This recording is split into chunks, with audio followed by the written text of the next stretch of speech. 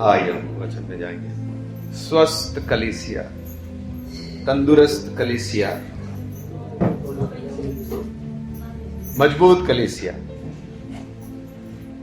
आत्मिक रूप से हमको मजबूत होने के लिए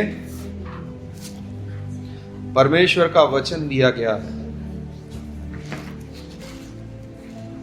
जैसा एक पेड़ के लिए पानी होता है,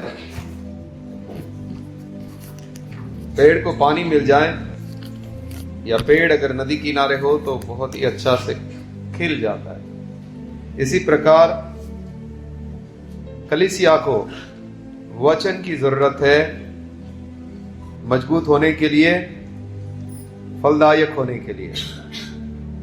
जैसा एक बच्चा दूध की लालसा करता है, ऐसे ही एक विश्वासी को वचन की लालसा करना, आत्मिक दूध, परमेश्वर का वचन की लालसा करना, नम्रता से परमेश्वर के वचनों को ग्रहण करना, गुप्त धन के समान उसकी खोज करना। रात दिन हमारा मन वचन पर हो। जो वचन में चलते हैं वो लोग उजाले में चलते हैं, वो लोग पाप से बचते हैं, वो लोग पवित्र जीवन, धर्मी जीवन बिताते हैं। उसके बाद हमने देखा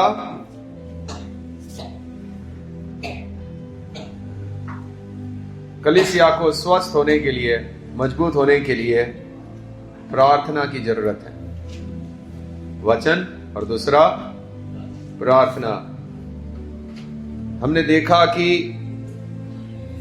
जब हम विश्वासी बने हैं, हमने प्रभु यीशु को ग्रहण किया है, तो हम परमेश्वर की संतान होने का अधिकार हमको मिला। हम उनके बच्चे बने हैं। हाँ, हमको अब्बा कहने का या पिता कहने का अधिकार मिला है। हम परमेश्वर के निकट आ सकते हैं, नजदीक आ सकते हैं। हमने वचन में देखा कि भजन लिखने वाला बोलता है, परमेश्वर के समीप रहना मेरे लिए भला है। जब हमको परमेश्वर के निकट आने का अधिकार मिला, हम उसके नजदीक रहना, हम रात दिन उसकी दुहाई देना।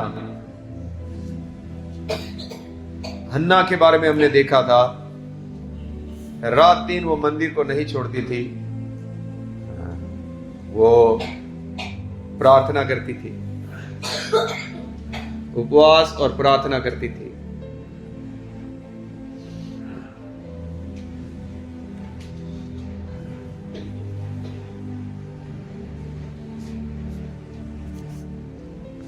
लगातार हमको परमेश्वर के सामने आना है। ओके, अभी हम आगे बढ़ेंगे। अगली बात है, हमारा नियमित प्रार्थना जीवन हो। मत्ती की किताब उसका 6:6।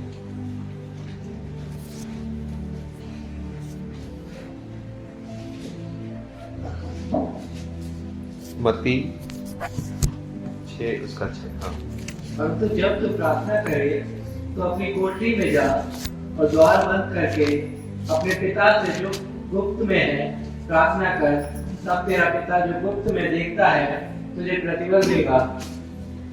गुप्त में प्रार्थना कर। परमेश्वर के साथ अकेले में बैठने वाला एक जीवन होना चाहिए। नियमित रूप से हमको परमेश्वर के सामने बैठने वाला बनना है।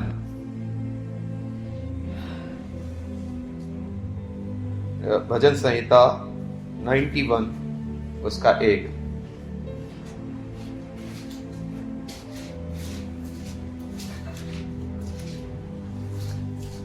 भजन संहिता 91 उसका 1। जो परम प्रधान के छाए हुए स्थान में बैठा रहे, जो परम प्रधान परमेश्वर के छाए हुए स्थान में बैठा रहे, वह सर्वशक्तिमान की छाया में ठिकाना पाएगा। हाँ, उसके छाए हुए स्थान में बैठा रहे, उसकी उपस्थिति में बैठा रहे। परमेश्वर के साथ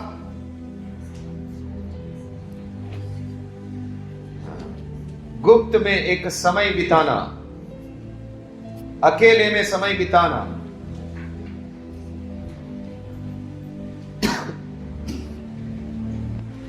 भजन संहिता 5:3। हे यहोवा, भोर को मेरी वाणी तुझे सुनाई देगी। कभी सुनाई देगी? भोर को। हाँ, भोर यानी जल्दी सुबह, सूरज उगने से पहले। भजन लिखने वाला बोलता है, ये दाऊद का भजन है, राजा होकर भी जल्दी सुबह उठता है। और हम क्या है? राजा नहीं है, हमारे पास कुछ नहीं है, फिर भी हम लोग सुबह नहीं उठते। वो राजा है, चाहे तो ऐशो आराम के जीवन बिता सकता है, हाँ, लेकिन वो फिर भी क्या बोलता है? भोर को, सूरज उगने से पहले मेरी वाणी तुझे सुनाई देगी। हर सुबह वो सूरज उगने से पहले परमेश्वर की उपस्थिति में आ जाता है, परमेश्वर के सामने प्रार्थना करने के लिए आ जाता है, राजा होकर भी। उसको तो ऐशो आराम है, थोड़ा दोपहर को भी कर सकता था, लेकिन वो हर सुबह अपने आप को प्रभु के सामने लेकर आता है, बोलता है मेरी वाणी तुझे सुनाई देगी, मेरे गीत तुझे सुनाई देंगे, मेरा धन्यवाद तुझे सुनाई देगा, मेरी प्रार्थना तुझे सुनाई देगी। हर भोर में मेरी वाणी सुनाई देगी। नियमित रूप से हमको परमेश्वर के सामने आना चाहिए। हर सुबह में हमको परमेश्वर के सामने आना चाहिए। कितने लोग हैं जो हर सुबह प्रार्थना नहीं करते? नहीं करते सुबह में, सच नहीं करते ऐसे लोग। सब करते हैं। हाँ, कितने लोग प्रार्थना करते हैं सुबह?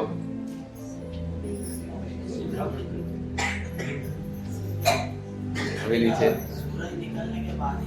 हाँ, लेकिन अभी सूरज निकलने से पहले कितने लोग प्रार्थना करते? सूरज निकलने से पहले, भोर को, सुबह 3-4 लोग हैं, बाकी लोग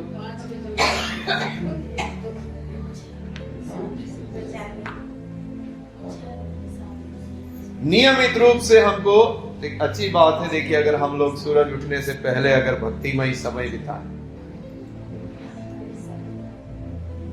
ये हमारे जीवन को मजबूत बनाता है। प्रार्थना में प्रभु के सामने आना हमको मजबूत बनाता है। मुझे लगता है इसमें से कोई तो बोल सकता है, हम तो आज तक सूरज उगने से पहले कभी प्रार्थना नहीं की। हो सकता है इसमें से कुछ लोग बोलते,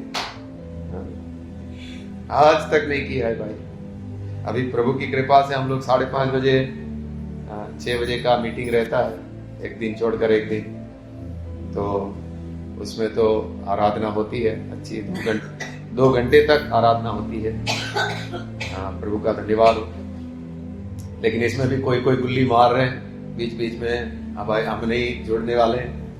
हाँ, देखिए, अगर आपके पास समय है, आपको इस प्रकार से अपने जीवन को योजना बनाना चाहिए। चाहे कुछ भी हो, दूसरी चीज छूट जाए, लेकिन आराधना में मेरे को नियमित रूप से आराधना करनी है, ये होना चाहिए। आराधना हमारे लिए प्रथम स्थान पर हो। दानियल को देखते हैं। देखिए, दानियल की किताब 6,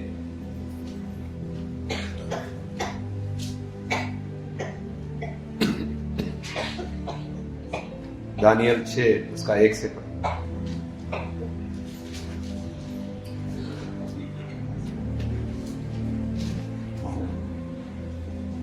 हाँ, दारा को यह अच्छा लगा कि अपने राज्य के ऊपर 120 ऐसे अधिपति फैलाए जो पूरे राज्य में अधिकार रखे। हाँ, 120 लोग अधिकारी अपने राज्य में ठहराए गए 120 अधिकारी। दारा है ना, दारा राजा 120 बोले तो बहुत बड़ा साम्राज्य होगा। जैसे अभी भारत में बोले तो 29 अधिकारी, 29 राज्य है, तो हर राज्य के ऊपर एक अधिकारी है। जैसे महाराष्ट्र के ऊपर फडणवीस है और उत्तर प्रदेश में योगी जी है। इस प्रकार से 29 है, लेकिन इसके राज्य में कितने हैं? 120, यानी बहुत बड़ा साम्राज्य है। हाँ आगे। और उनके ऊपर उसने 3 अध्यक्ष, जिनमें से दानियल एक था। ये उन सब के ऊपर 3 रखे, 120 के ऊपर 3 रखे, उसके बाद वो राजा दारा राजा होगा। तो 3 में 120 के ऊपर जो 3 है उसमें कौन है? दानियल है। मतलब बहुत बड़ा अधिकारी है, विश्वासी होकर भी इतना बड़ा अधिकारी है। आगे। इसलिए ठहराए कि वे उन अधिपतियों से लेखा लिया करें और इस रीति राजा की कुछ हानि ना होने पाए। जब यह देखा गया कि दानियल में उत्तम आत्मा रहती है, तब उसको उन अध्यक्षों और अधिपतियों से अधिक प्रतिष्ठा मिली। और राजा यह भी सोचता था कि उसको सारे राज्य के ऊपर ठहराए। देखो, दानियल ईमानदार था, हाँ, और वो इतना अद्भुत रीति से सब कुछ काम करता था, परमेश्वर की आत्मा इसके अंदर है करके राजा ने सोचा इसको सबके ऊपर ठहरा दिया जाए, मेरे बाद दूसरा नंबर पे दानियल ही रहेगा। हाँ, फिर आगे। तब अध्यक्ष और अधिपति राजकार्य के विषय में दानियल के विरुद्ध दोष ढूंढने लगे, परंतु वह विश्वास योग्य था और उसके काम में कोई भूल या दोष ना निकला, और वे ऐसा कोई अपराध या दोष ना पा सके। सब लोगों के अंदर जलन आ गई दानियल के प्रति। जलन आने का कारण मुख्य ये होगा क्योंकि दानियल है दूसरे देश का, उस राज्य का है भी नहीं। दानियल तो इस्राएली है, यहूदी है, और यहूदी होकर इन लोगों की जाति में इतना बड़ा पद पर सब लोगों के लिए जलन आ गई। अब इसको गलती ढूंढकर राजा की नजर में नीचा करेंगे और इसका पद नीचा करेंगे, लेकिन कोई गलती ही नहीं मिल पा रही है, कोई गलती ही नहीं मिल पा रही। आगे। तब वे लोग कहने लगे, हम उस दानियल के परमेश्वर की व्यवस्था को छोड़ और किसी विषय में उसके विरुद्ध कोई दोष ना पा सकेंगे। हम उसके जीवन में कोई दोष ढूंढ नहीं पाएंगे। हाँ, आगे। तब वे अध्यक्ष और अधिपति राजा के पास उतावली से आए और उससे कहा, हे राजा दारा, तू युग युग जीवित रहे। राज्य के सारे अध्यक्षों ने और हाकिमों और अधिपतियों और न्यायियों और गवर्नरों ने भी आपस में सम्मति की कि राजा ऐसी आज्ञा दे और ऐसी कड़ी आज्ञा निकाले कि 30 दिन तक जो कोई राजा तुझे छोड़ किसी और मनुष्य या देवता से विनती करे वह सिंहों की मार में डाल दिया जाए। हाँ, इन लोगों ने आइडिया लगाया। इन लोगों को मालूम था कि दानियल 3 टाइम परमेश्वर के सामने झुकता है या परमेश्वर के लिए प्रार्थना करने के लिए आता है। तो अभी इन लोगों ने, जो मेन राजा था दारा राजा, उसको ये बोला कि ऐसी एक आज्ञा निकले, 1 महीना तेरे अलावा कोई किसी के सामने झुकना नहीं चाहिए, सिर्फ दारा राजा के सामने ही झुकना चाहिए, कोई देवी देवता के सामने नहीं झुकना चाहिए। राजा को बोलो, अभी राजा मान जाएगा। राजा को क्या मालूम ये लोग षड्यंत्र बनाए हुए। हाँ, आगे। इसीलिए हमें राजा ऐसी आज्ञा दे और इस पत्र पर हस्ताक्षर कर, जिससे यह बात मादियों और फरीसियों की अटल व्यवस्था के अनुसार बदली ना जा सके। हाँ, अभी इसके ऊपर साइन कर कि अगर कोई दूसरे देवता के सामने झुके उनको मार डाला जाए, सिर्फ दारा राजा के सामने झुकना है, ऐसा तू साइन कर दे। साइन करने का मतलब अब राजा खुद भी रोक नहीं सकता, समझ रहे? ऐसा साइन करा दिया। हाँ, फिर तब दारा राजा ने उस आज्ञा पत्र पर हस्ताक्षर कर दिया। जब दानियल को मालूम हुआ कि उस पत्र पर हस्ताक्षर किया गया है, तब वह अपने घर में गया, हाँ, दानियल को भी मालूम पड़ गया। जिसकी उपरोटी कोठरी की खिड़कियां यरूशलेम की ओर खुली रहती थी, और अपनी रीति के अनुसार जैसा वह दिन में 3 बार अपने परमेश्वर के सामने घुटने टेककर प्रार्थना और धन्यवाद करता था। हाँ हाँ, कितना टाइम? दिन में 3 बार क्या क्या कर रहा है? परमेश्वर के सामने घुटने टेककर प्रार्थना और धन्यवाद करता था। दिन में 3 बार प्रार्थना और धन्यवाद करता है। कौन? दानियल। कौन सा पद पाया हुआ है जो पूरा देश चलाता है? इतना बड़ा आदमी इतना बिजी होगा, फिर भी टाइम निकालकर 3 टाइम समय निकालकर प्रार्थना कर रहा है। उसको मालूम पड़ा कि मेरे विरुद्ध इन लोगों ने षड्यंत्र रचा है, अब मैं घुटना टेकूंगा, मुझे पकड़ेंगे। तभी भी वो गया और प्रार्थना किया। हाँ, आगे। तब उन पुरुषों ने उतावली से आकर दानियल को अपने परमेश्वर के सामने विनती करते और गिड़गिड़ाते हुए पाया। हाँ, वो लोग आए पकड़ने के लिए। हाँ, फिर अतः वे राजा के पास जाकर उसकी राज आज्ञा के विषय में उससे कहने लगे, हे राजा, क्या तूने ऐसे आज्ञा पत्र पर हस्ताक्षर नहीं किया कि 30 दिन तक जो कोई तुझे छोड़ किसी मनुष्य या देवता से विनती करेगा वह सिंहों की मार में डाल दिया जाएगा? राजा ने उत्तर दिया, हाँ, मादियों और मनुष्यों की अटल व्यवस्था के अनुसार यह बात स्थिर है। हाँ। तब उन्होंने राजा से कहा, यहूदी बंदियों में से जो दानियल है, उसने यह राजा ना तो तेरी और कुछ ध्यान दिया और न तेरे हस्ताक्षर किए हुए आज्ञा पत्र की ओर वह दिन में 3 बार विनती किया करता है। तेरी आज्ञा की चिंता नहीं किया दानियल ने। तूने आज्ञा दिया है ना, तूने तो हस्ताक्षर भी किया है ना। इसने देख तुझे छोड़कर और किसी के सामने झुक रहा है। हाँ, आगे। यह बात सुनकर राजा बहुत उदास हुआ और दानियल को बचाने के उपाय सोचने लगा। और सूर्य के दानियल से ये राजा प्यार करता है। अब वो चिंता कर रहा, अब इसको कैसे बचाऊं, क्योंकि वे राजा खुद ने हस्ताक्षर कर दिए हैं, वो खुद भी नहीं बचा सकता। हाँ, फिर और सूर्यास्त के होने तक उसे बचाने का यत्न करता रहा। तब वे पुरुष राजा के पास उतावली से आकर कहने लगे, हे राजा, ये जान रख कि मादियों और फरीसियों में यह व्यवस्था है कि जो निषेधाज्ञा या आज्ञा राजा ठहराए वह नहीं बदल सकती। राजा खुद भी नहीं बदल सकता। वो आकर, जिन लोगों ने षड्यंत्र रचा है, वो राजा को आकर बोल रहे हैं, क्योंकि उन लोगों को मालूम है दारा राजा दानियल से प्यार करता है, ये बचाने के लिए अपना वचन बदल सकता है, इसलिए साइन करवाया था। बोलता है कि हमारे राज्य का ये नियम है, राजा खुद भी अभी जो हो गया है उसको बदल नहीं सकता। अभी दानियल को सिंहों की मांद में डालना ही पड़ेगा राजा, तू खुद भी उसको रोक नहीं सकता क्योंकि तूने साइन कर दिया है। फिर तो राजा ने आज्ञा दी और दानियल लाकर सिंहों की मांद में डाल दिया गया। उस समय राजा ने दानियल से कहा, तेरा परमेश्वर जिसकी तू नित्य उपासना करता है वही तुझे बचाए। उसकी भी चिंता है दारा राजा की, जिसकी तू उपासना करता है वही तुझे बचाए। हाँ, आगे। तब एक पत्थर लाकर उस गड्ढे के मुंह पर रखा गया और राजा ने उस पर अपनी अंगूठी से और अपने प्रधानों की अंगूठी से मोहर लगा दी कि दानियल के विषय में कुछ बदलने ना पाए।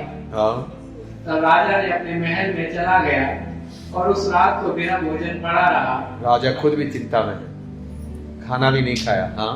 और उसके पास सुख विलास की कोई वस्तु नहीं पहुंचाई गई और उसे नींद भी नहीं आई। हाँ। भोर को फटते ही राजा उठा और सिंहों के गड्ढे की ओर फुर्ती से चला गया। सुबह उठते ही भाग कर जा रहा है दानियल के पास। सिंह के अभी क्या हुआ होगा क्या मालूम, सिंहों की मांद में डाला है, सिंह फाड़ खाए होंगे, क्या हुआ है, जाकर दौड़ कर जा रहा है सुबह सुबह। हाँ। तब राजा गड्ढे के निकल आया। तब शोक भरी वाणी से चिल्लाने लगा और दानियल से कहा, हे दानियल, शोक वाली वाणी से रोते हे दानियल, रोती हुई आवाज में। हाँ। हे दानियल, हे जीवित दास के दास, क्या तेरा परमेश्वर जिसकी तू नित्य उपासना करता है तुझे सिंहों से बचा सका है? तब दानियल ने राजा से कहा, हे राजा, तू युग युग जीवित रहे। मेरे परमेश्वर ने अपना दूत भेजकर सिंहों के मांस को ऐसा बंद रखा कि उन्होंने मेरी कुछ भी हानि नहीं की। इस कारण यह क्या तेरा परमेश्वर ने तुझे बचाया है? उसने बोला हाँ, उसने अपना स्वर्गदूत भेजकर मेरी कुछ हानि होने नहीं दी। हाँ, आगे। मेरे परमेश्वर ने अपने दूत भेजकर सिंहों के मुंह को ऐसा बंद रखा कि उन्होंने मेरी कुछ भी हानि नहीं की। इस कारण यह है कि मैं उसके सामने निर्दोष पाया गया, और हे राजा, तेरे सम्मुख भी मैंने कोई भूल नहीं की। तब राजा ने बहुत आनंदित होकर दानियल को गड्ढे में से निकालने की आज्ञा दी। हाँ, राजा खुश हो गया, तुरंत उसको बोला निकालो बाहर। हाँ, अब उन लोग ने जिसने षड्यंत्र रचा था उनका क्या होगा देखो। हाँ, आगे। अतः दानियल गड्ढे में से निकाला गया और उस पर हानि का कोई चिन्ह न पाया गया, क्योंकि वह अपने परमेश्वर पर विश्वास रखता था।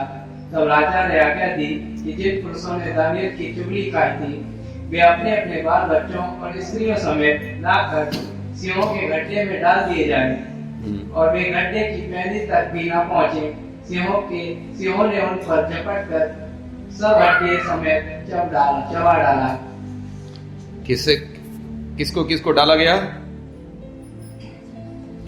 जिन्होंने चुगली की थी, बाल बच्चों और स्त्रियों समेत पूरा परिवार को, जितने लोगों ने षड्यंत्र रचा था उनके पूरे परिवार को उस गड्ढे में डाला। अभी तो गड्ढे के अंदर घुसे भी नहीं है, शेरों ने फाड़ डाला उसको। हाँ, फिर आगे। तब दारा राजा ने सारी पृथ्वी के रहने वाले देश देश और जाति जाति के सब लोगों और भिन्न भिन्न भाषा बोलने वालों के पास यह लिखा तुम्हारा बहुत कुशल हो। मैं यह आज्ञा देता हूँ कि जहाँ जहाँ मेरे राज्य का अधिकार है, वहाँ के लोग दानियल के परमेश्वर के सम्मुख कांपते और थरथराते रहें, क्योंकि जीवता और युगानुयुग तक रहने वाला परमेश्वर वही है। उसका राज्य अविनाशी और उसकी प्रभुता सदा स्थिर रहेगी। हालेलुया। हाँ, उसने पूरी दुनिया में जहां जहां उसका राज्य था वहां लेटर लिखे, वो कहलवाया कि दानियल का परमेश्वर, जो यहूदियों का, इस्राएलियों का परमेश्वर है, वो सच्चा और जीवता परमेश्वर है। हाँ, जिसने दानियल को सिंहों से बचाया है, वही बचाने और छुड़ाने वाला है, और स्वर्ग में और पृथ्वी पर चिन्हों और चमत्कारों का प्रकट करने वाला है। इस प्रकार दानियल, दारा और पुस्त्रु हासी दोनों के राज्य के दिनों में सुख चैन से रहा। हालेलुया। मुख्य बात यहाँ पर हम लोग देख रहे हैं प्रार्थना का विषय। दानियल इतना बड़ा आदमी है तो भी कितना टाइम उसने डिसिप्लिन किया हुआ है।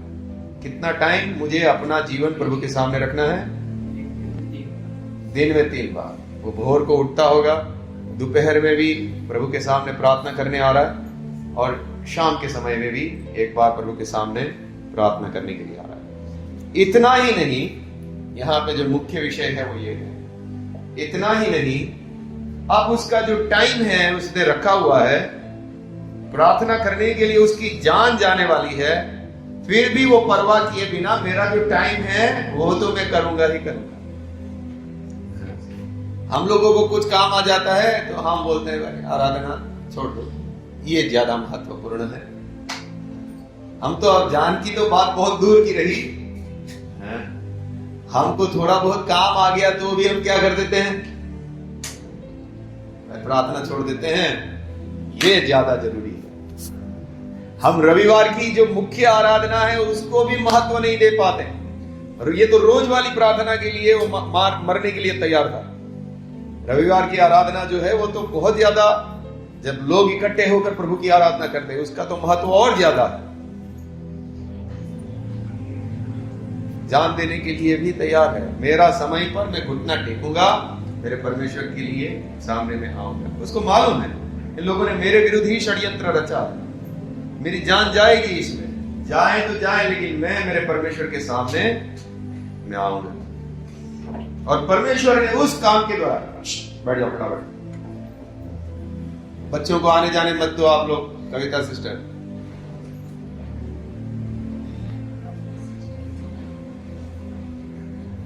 इस दानियल के द्वारा, इस महान काम के द्वारा उसने अपनी जान की परवाह नहीं की। इस कारण से परमेश्वर का संदेश पूरे जगत में गया इस काम के द्वारा।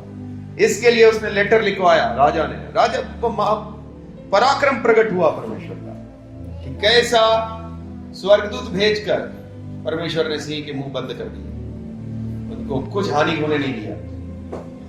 लेकिन जैसे ही उन षड्यंत्र वालों को शेर की मान में डाला, उनको तुरंत फाड़ डाला। राजा समझ गया भाई इसका परमेश्वर ही है आकाश और पृथ्वी का सृजनहार। मुख्य बात, हमारे जीवन में भी ऐसा कुछ डिसिप्लिन होना चाहिए। भूख लगती है ना, कितना टाइम खाते हैं खाना? सब लोग कम से कम 2 टाइम तो खाते ही होंगे। तुरंत बैठ जाते हैं नियम के अनुसार 12 बजे के या जो भी टाइम है उसके ऊपर गया तो दिमाग हिलना शुरू, चिल्लाना शुरू, खाना दो। लेकिन प्रार्थना के लिए ऐसा नियम नहीं बनाया। प्रार्थना के लिए ऐसा घुटना टेकने का नियम नहीं है। और फिर कहां से आप प्रभु में मजबूत होंगे? फिर कहां से वो आत्मिक रीति से आप आगे बढ़ पाएंगे? फिर बोलते हैं रविवार के दिन आते हैं और आंखें बंद हो रही होगी आपकी बंद आंखें, क्योंकि आप नियमित रूप से प्रार्थना करने के लिए आदत डाला ही नहीं है। एक विश्वासी को अपना जीवन लगातार प्रभु के सामने नियमित रूप से रखने वाला बनना चाहिए। देखिए, सब लोग भक्ति करते हैं, सब जाति के लोग भक्ति करते हैं, और हमारे लोग भक्ति करने में बहुत पीछे हैं। हमारे सब खा पी के मजे से रहने वाले लोग हैं सब, कोई भक्ति कुछ नहीं। तो नियमित रूप से हमको प्रभु के सामने आना जरूरी है। देखिए, भजन संहिता 55 का 17, यहां पे भी 3 टाइम वाला एक व्यक्ति है। हाँ,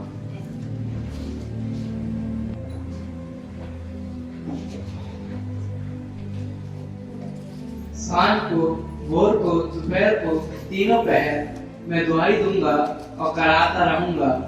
यहाँ पे भी भजन लिखने वाला कितना समय? 3 टाइम। यहाँ पे कोई है जिसने नियम बनाए हैं प्रार्थना करने के लिए? नियम बनाए हुए लोग कौन सा रोज? आप 2 टाइम। हाँ, और कोई है नियम? सुबह शाम। हाँ, और कोई? अकेले में? हाँ, कलीसिया के साथ नहीं, अकेले में। हाँ, अकेले 2 टाइम।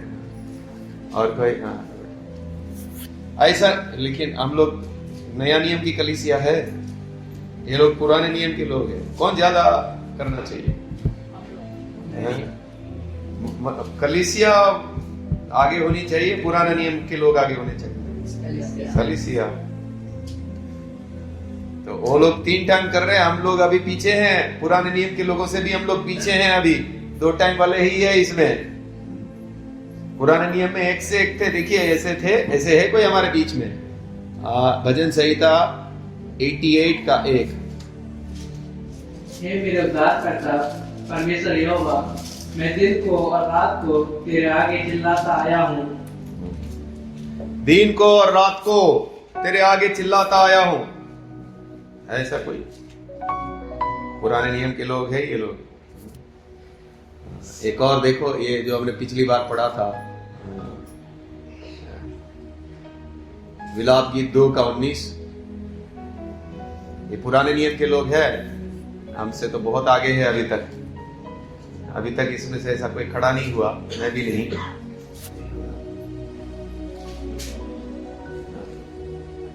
विलाप गीत 2:19।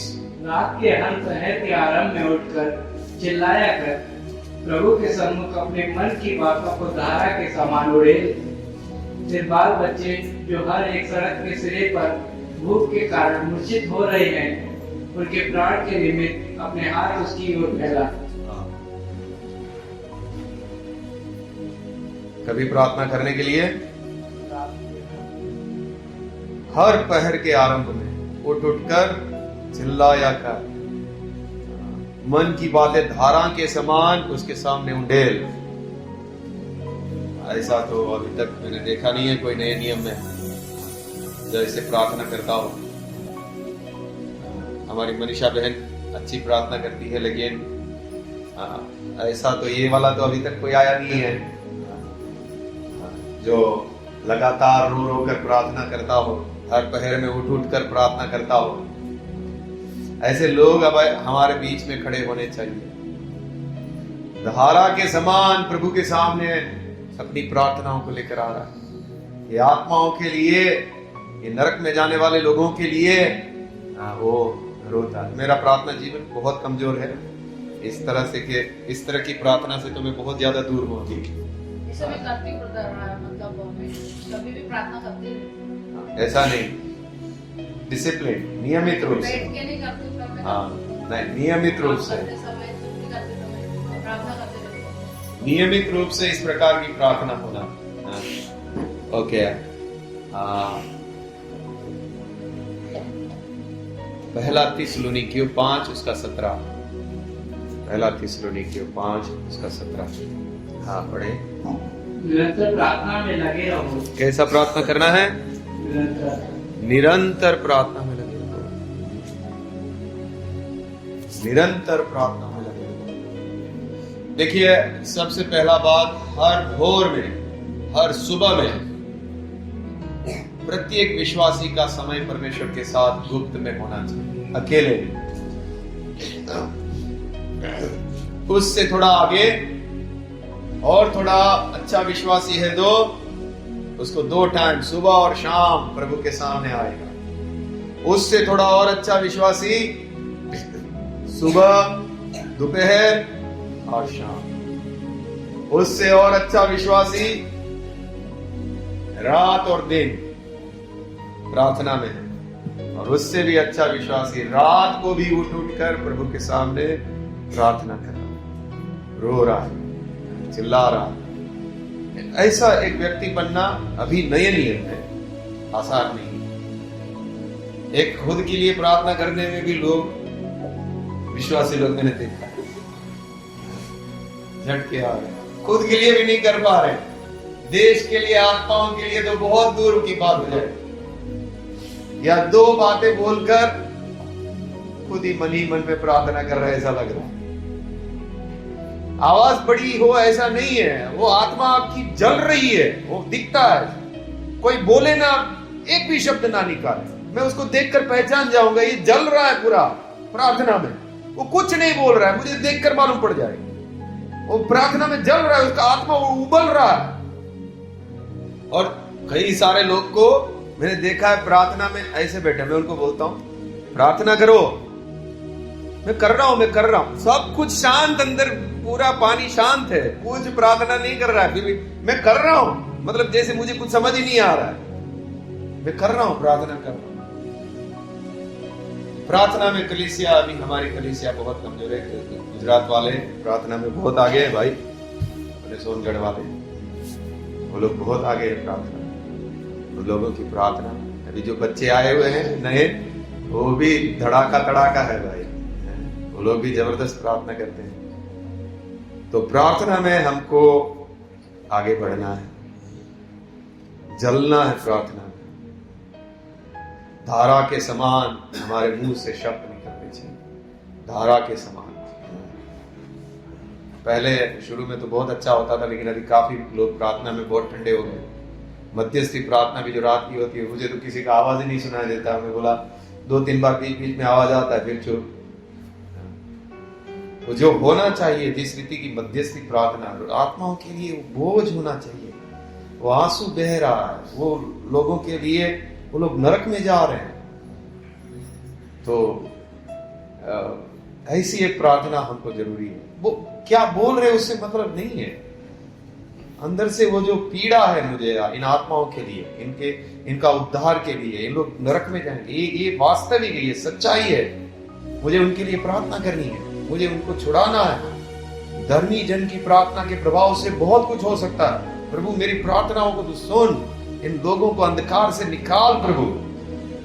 प्रार्थना जीवन, यीशु मसीह भी नियमित रूप से प्रार्थना करते थे। देखिए मरकुस 1 उसका 35। भोर को निकलने से बहुत पहले लौटकर निकला और एक जंगली स्थान में गया और वहां प्रार्थना करने लगा। कौन से समय में? भोर को दिन निकलने से बहुत पहले। दिन निकल 4 बजे हो सकता है, 4 साढ़े 4 बजे ही कौन जा रहा है? प्रभु यीशु मसीह। हमारा प्रभु अकेले स्थान में जा रहा है प्रार्थना करने के लिए। अकेले स्थान में प्रार्थना करनी बहुत जरूरी है। सेवा करने वालों के लिए बहुत ज्यादा जरूरी। अकेले में तैयारी करना, प्रार्थना के साथ तैयारी करना। प्रभु ये वचन में बताने वाला हूं, ये अच्छे से खुल सके, ये सामने वाले को ऊपर प्रकट हो सके, ये वचन बातें करें प्रभु, ये वचन मैं अच्छे से बता सकूं प्रभु। अभी ये जो गीत लेने वाला हूं प्रभु, उसके द्वारा हम महिमा कर सके प्रभु। ये गीत अच्छे से खुलकर हम गा सके प्रभु, इसमें तेरी महिमा हो सके प्रभु। सिर्फ गीत ना हो, हमारा हृदय उसमें हम उठा सके प्रभु। इस गीत में हम समझ के साथ गा सके। उसकी अगुवाई करने के लिए मुझे सहायता कर। जो सेवा करने वाले लोग हैं उनको बहुत ज्यादा जरूरी है कि वो अकेले में समय बिताकर अपने आप को तैयार करें, अपना मन को तैयार करें, उसके मन में और कुछ ना रहे उस समय में, और पूरी रीति से फोकस हो। प्रभु यीशु मसीह सेवा क्यों जा रहा है? वो सेवा करने से पहले तैयारी कर रहा है, क्योंकि दिन में उसको सेवा करनी है। वो सेवा करने से पहले तैयारी कर रहा है। उनको 12 चेलों को चुनना था, उनको भेजना था सेवा करने के लिए। तो क्या कर रहा है मालूम है? वो 12 को भेजने से पहले उस रात पूरी रात प्रार्थना किया उसने, प्रभु यीशु ने। देखिए वो वचन, उसका प्रार्थना जीवन देखिए। उसको जरूरी नहीं है ये सब करना, वो परमेश्वर है, वो ये सब ना करे तो भी काम होगा। हाँ देखिए वो वचन है लूका 6 उसका 12। उन दिनों में वह पहाड़ पर प्रार्थना करने गया और परमेश्वर से प्रार्थना करने में सारी रात बिताई। कितना समय? सारी रात बिताई। इसमें पूरी रात प्रार्थना किया हुआ कोई है इसमें? कोई भी? मैं भी नहीं किया हूँ पूरी रात। हम लोग करते थे है ना, वो जाते थे तभी। हाँ लेकिन वो मजा नहीं था उसमें भी। कितना 3-4 घंटा ही होता था। पूरी रात प्रार्थना में बिताया। हाँ क्यों बिता रहा है देखो आगे। जब दिन हुआ तो उसने अपने चेलों को बुलाकर उनमें से 12 चुन लिए और उनको प्रेरित कहा, और वे ये हैं। हाँ बहुत सारे चेले थे, उसमें से उनको प्रेरित निकालने थे, उनको भेजना था। उसके लिए पूरी रात उसने प्रार्थना किया, और प्रार्थना करने के बाद हो सकता है उसमें परमेश्वर से वार्तालाप हो रही है, किसको किसको चुनना है, किसको किसको 12 गोत्र के ऊपर नियुक्त करना है, कौन वो 12 लोग होंगे, उसके लिए प्रभु से प्रार्थना करा। और प्रभु ने 12 लोगों को बुलाया, उनको प्रेरित कहा, ये 12 प्रेरित होंगे उसके लिए। लेकिन पहले क्या किया? पूरी रात प्रार्थना किया, और फिर उनको भेजा गया। यहूदा को भी प्रेरित कहा था। प्रभु ने जो 12 चुने उसमें से यहूदा को भी चुना। प्रभु की मर्जी ये थी कि वो भी प्रेरित बने, लेकिन वो हैंडल नहीं कर पाया। और प्रभु के उद्देश्य के अनुसार प्रभु ने उसको चुना, क्योंकि ऐसे कितने सारे यहूदा भी होंगे कलीसिया में जिसको परमेश्वर ने चुना था, लेकिन वो लोग बिगड़कर कुछ अलग ही दिशा में चले गए। तो ऐसा शायद परमेश्वर ने इस बात को प्रकट करने के लिए ऐसा रखा, एक प्रेरित ऐसा भी रखा। ओके, मुख्य बात, पूरी रात प्रार्थना किया। हम सबका नियमित रूप से प्रार्थना जीवन होना चाहिए। प्रतिदिन सुबह में उठकर मुझे धन्यवाद करना है, मुझे प्रार्थना करना है। आप जहां भी गलतियां आपसे हो रही है उनके लिए रो रो कर प्रार्थना करना चाहिए। प्रभु इस बात में मुझे तू सहायता कर, इसमें अभी मैं पूरा दिन बिताऊंगा तो उसमें मेरा जीवन में ये गलतियां ना होने पाए, प्रभु मुझे तू सहायता कर। इस प्रकार से प्रार्थना करना चाहिए। और जितना आप प्रार्थना में जीवन बिताएंगे, आपको मालूम है अगर वचन आप जानते हैं और प्रार्थना भी आप करना जानते हैं, तब आपका आत्मिक जीवन बहुत अच्छा होते जाता है, आप अद्भुत विश्वासी बनते जाते हैं। तो अभी उधर सबाजीत भाई के यहाँ गए थे, अभी उनको इतना वचन नहीं मालूम है, कलीसिया चलाते हैं, अपने सिस्टर लोगों को बोलते हैं वहाँ योद्धा लोग हैं। ऐसा क्यों बोलते हैं? क्योंकि उनको मालूम है, वचन भी जानते हैं, सुसमाचार भी प्रचार करते हैं, और प्रार्थना में भी अच्छा समय बिताते हैं। इसके लिए वो लोग, क्योंकि उन लोगों के यहाँ ऐसे लोग नहीं है, उन लोगों के यहाँ ऐसे लोग तैयार नहीं हुए, लेकिन हमारे यहाँ कुछ लोगों को प्रभु ने ऐसा मजबूती से खड़ा किया है, बोलते वहां योद्धा लोग हैं। तो बाकी लोग भी योद्धा लोग बनना है, जो अभी इधर उधर से गिर जाते हैं, मतवाले हैं संसार में, संसार पे मन लगा हुआ है, लोगों को भी अच्छे से मजबूत होकर प्रभु में खड़ा होना है। प्रभु आपको आशीष दे।